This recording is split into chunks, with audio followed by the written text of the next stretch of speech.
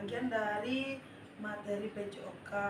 Biasanya ini terdapat gerak lokomotor, non-lokomotor, ada semuanya di sini. Makanya kita dalam belajar PJOK itu diusahakan seperti apa namanya tuh, anak-anak tuh untuk aktif lah gitu. Berarti tujuannya apa Bu? Tujuan dari permainan ini? Kalau untuk tujuan permainan apa namanya, permainan tradisional ini, tujuannya itu banyak, seperti apa namanya, menumbuhkan rasa menghormati terhadap sesama temannya nanti kan anak-anak ini kan. Terus bisa juga menghormati terhadap keberagaman kebudayaan, itu bisa juga.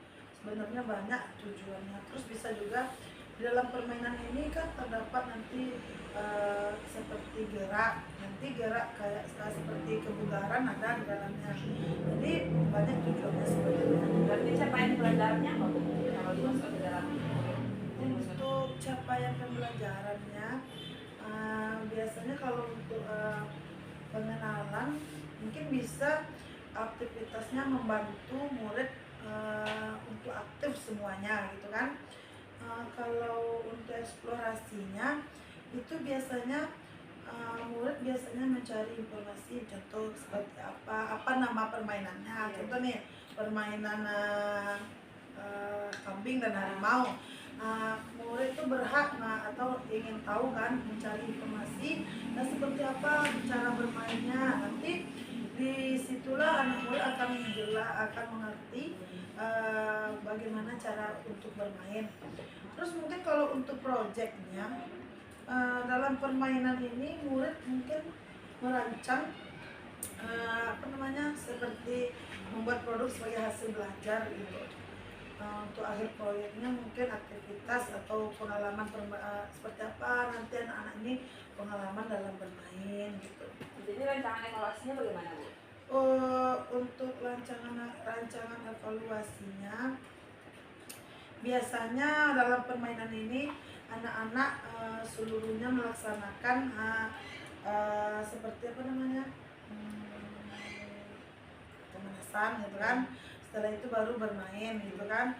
Terus di situ nanti murid-murid nanti harus meningkatkan umpan balik dari pembelajaran tersebut.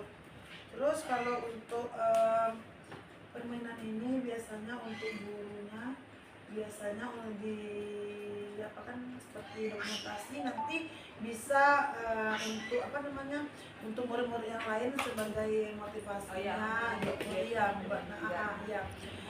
Terus tantangannya untuk tantangan permainan ini mungkin kalau di sekolah kita ini pokoknya kan lapangan. Kalau lapangan kita seperti ini tantangannya nanti anak-anak lagi musim hujan gitu, biasanya terpeleset, otomatis anak-anak akan cedera gitu kan, cedera. Terus nanti bisa, kalau nggak bisa kita lakukan secara apa namanya aktif, untuk permainan kecil ini nanti seandainya kita setelah ujian kan itu ada seperti kelas mapping tuh, olahraga kan aktif tuh, bisa nanti permainan tradisional ini dimasukkan bagian dari kelas mapping. Oh iya, bisa jadi kelas aja ya. Iya. Jadi maksud ibu gini, itulah yang agak ini dari ibu kan sebagai guru PJOK. Sekarang anak-anak tuh dalam belajar permainan tradisional ini agak apa namanya tuh, agak kurang minat, entah bagaimana ibu juga nggak mengerti, karena dalam pembelajaran ibu sering menanyakan pernah nggak bermain, contohnya sekarang kita kan permainan tradisional gitu kan, contohnya permainan lempar kaleng gitu. Permainan apa tuh Bu? Mereka nggak menangkap. Atau permainan galasin atau gerobak sodor gitu kan. Anak-anak tuh nggak mengerti karena dia di rumah itu udah apa namanya bermain HP seperti Bu Aulia sebut tadi. Dia udah asik untuk bermain HP di rumah, itu terpengaruh, jadi tidak ada kebersamaannya bagi anak-anak ini gitu. Kalau bisa maunya ibu gitu kan, permainan tradisionalnya harus dibangkitkan lagi, harus diangkat lagi gitu bisa mungkin jadi anak-anak itu punya kegiatan gitu. Jadi untuk permainannya jangankan bukan untuk di sekolah saja, nanti di rumah untuk menghilangkan kebiasaan bermain HP, anak-anak juga bisa nanti menerapkan di rumah bersama temannya gitu. Begitu Bu Aulia. Baik Bu. Apa lagi, ada lagi yang Aulia tanyakan? Tidak Bu.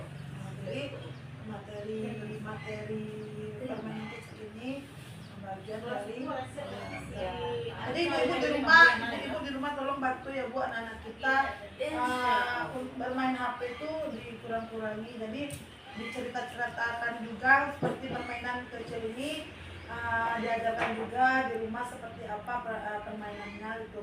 Ceritakan aja Bu, itu udah cukup itu. Nanti di sekolah biar guru PJOK-nya lagi yang yang mengajarkan yang lebih